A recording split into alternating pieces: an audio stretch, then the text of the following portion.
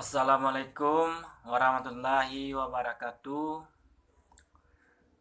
Perkenalkan, saya Awanda Rizky Saputra, NIM 19086309.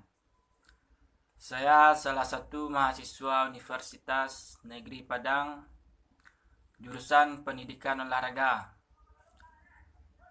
Pada kesempatan kali ini, saya akan mencoba menjelaskan materi tentang konsep supervisi pendidikan di sekolah dalam mata kuliah administrasi supervisi pendidikan dengan dosen pengampu Bapak Dr. Hanif Al-Qadri, SPD, MPD. Topiknya sangatlah luas dan coba kita lihat dari konsep dasar supervisi pendidikan, dimulai dari pengertian, rasionalnya, tujuan, dan fungsi dari administrasi supervisi pendidikan. Kita akan juga melihat lebih jauh tentang berbagai prinsip dari supervisi pendidikan, dan terakhir tentang peranan supervisi pendidikan. Supervisi dalam dunia pendidikan sangat penting dilaksanakan karena berpengaruh terhadap kinerja guru sekaligus pada hasil pembelajaran. Supervisi ini sangat dibutuhkan dalam proses pendidikan dikarenakan ada suatu hal yang mendasari seperti perkembangan kurikulum. Dengan berkembangnya kurikulum, maka guru-guru dituntut juga ikut berkembang.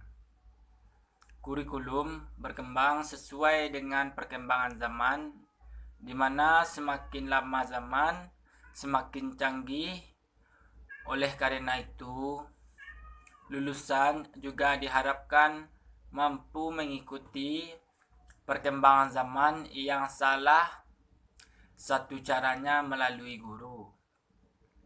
Guru-guru harus mengembangkan kreativitasnya agar dapat mengikuti perkembangan kurikulum, sehingga lulusan yang dihasilkan juga mampu bersaing di dunia pekerjaan.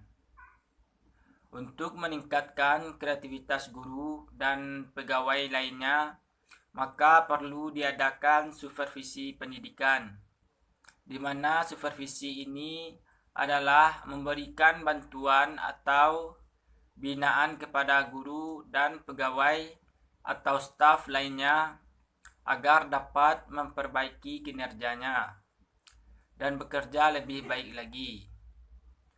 Jika kinerja guru dan pegawai atau staf lainnya telah baik, maka akan berpengaruh terhadap hasil kerja. Pengertian supervisi pendidikan di dunia pendidikan di Indonesia, istilah supervisi baru dikenal pada tahun 60-an, di mana supervisi ini secara etimologi berasal dari bahasa Inggris to supervise atau mengawasi.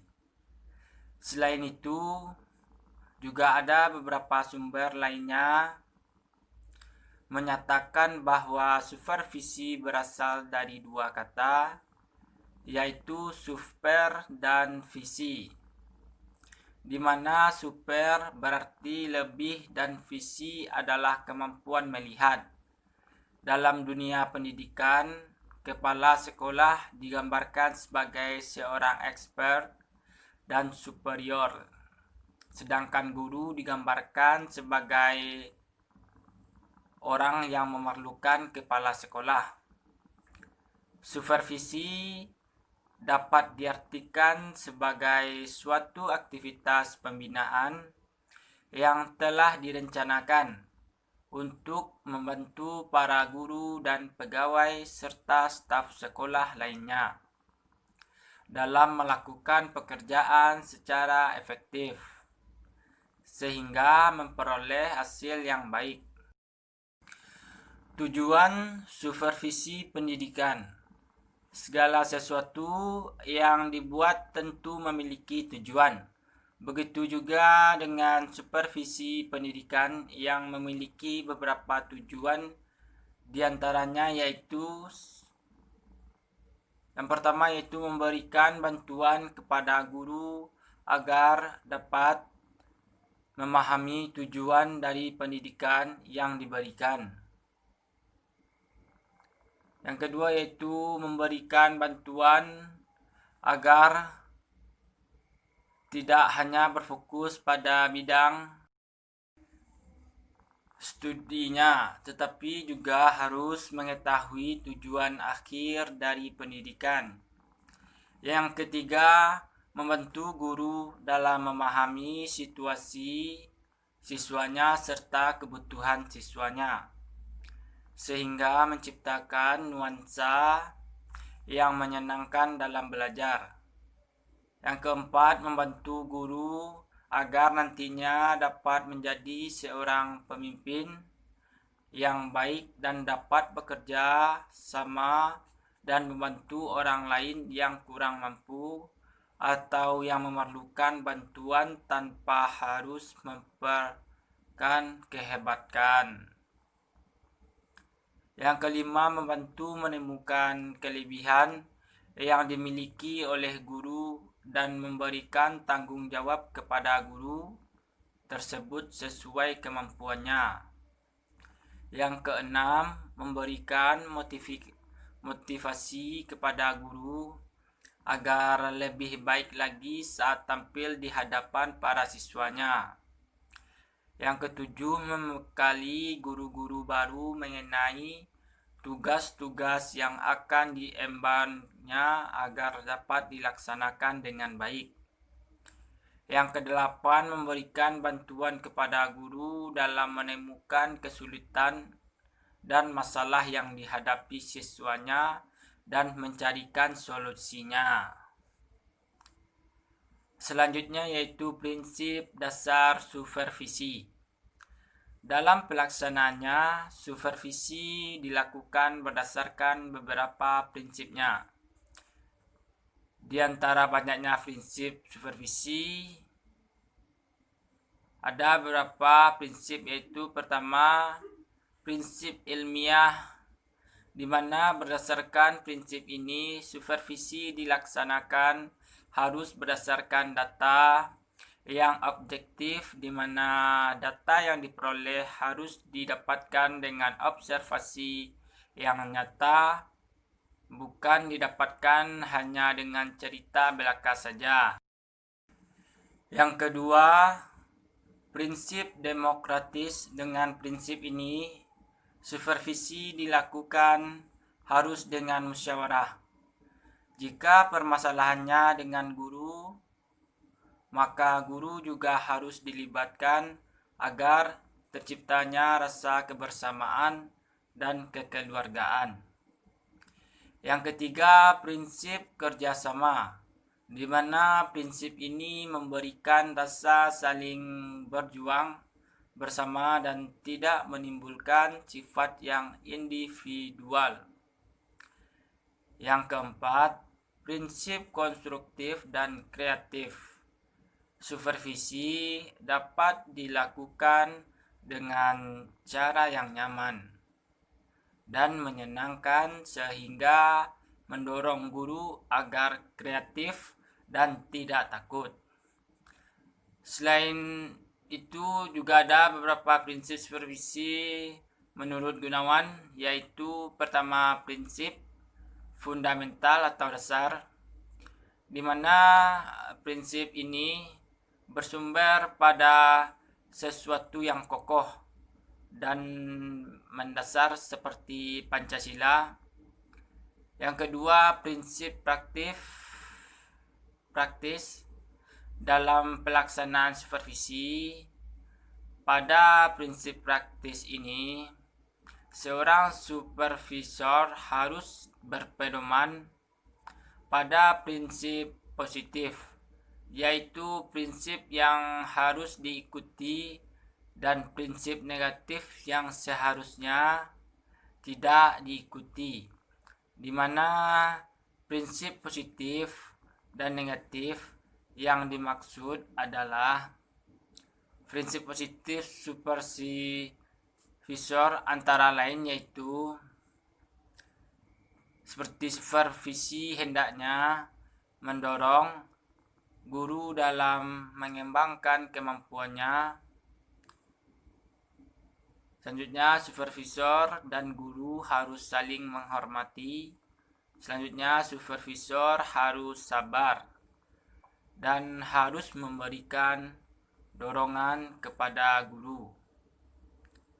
Selanjutnya, supervisi seharusnya dapat mengembangkan potensi dan kelebihan lainnya untuk mencapai tujuan kemajuan dan tidak mencari kesalahan. Prinsip negatif supervisor antara lain yaitu pertama, supervisi tidak boleh memaksakan kehendaknya kepada orang-orang yang disupervisi, serta supervisi juga tidak boleh bersifat otoriter. Yang kedua yaitu supervisi tidak boleh dilakukan untuk mencari-cari kesalahan guru.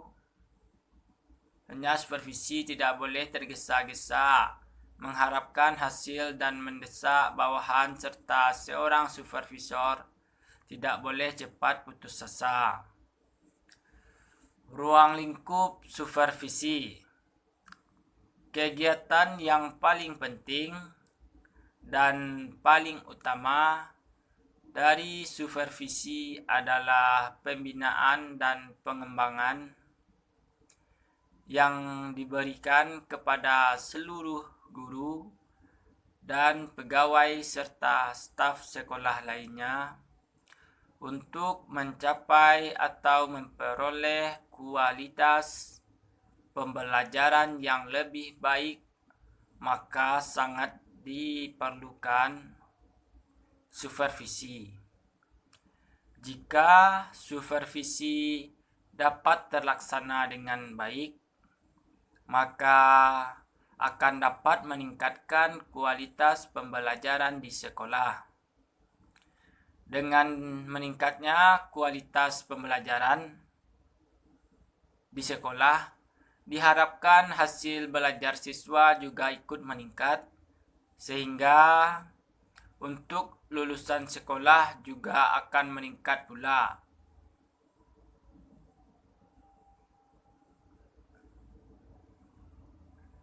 Objek yang akan disupervisi menjadi 3 kategori. Yang pertama yaitu supervisi akademik.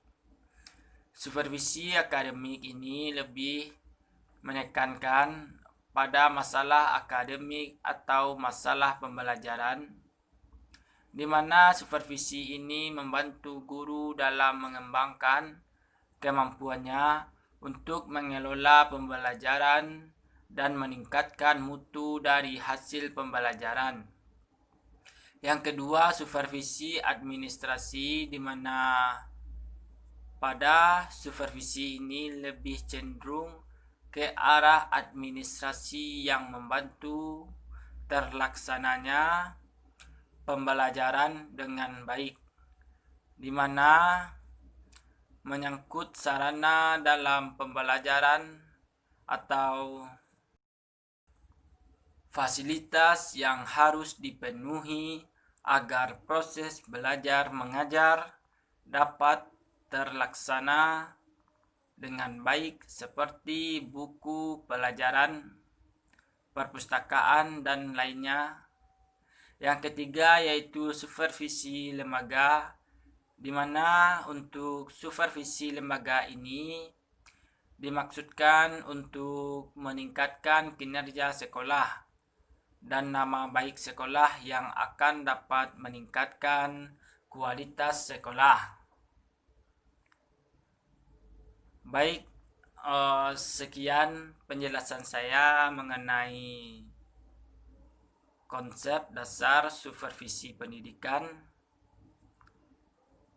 Jika saya salah dan minimnya materi yang saya sampaikan, saya meminta maaf.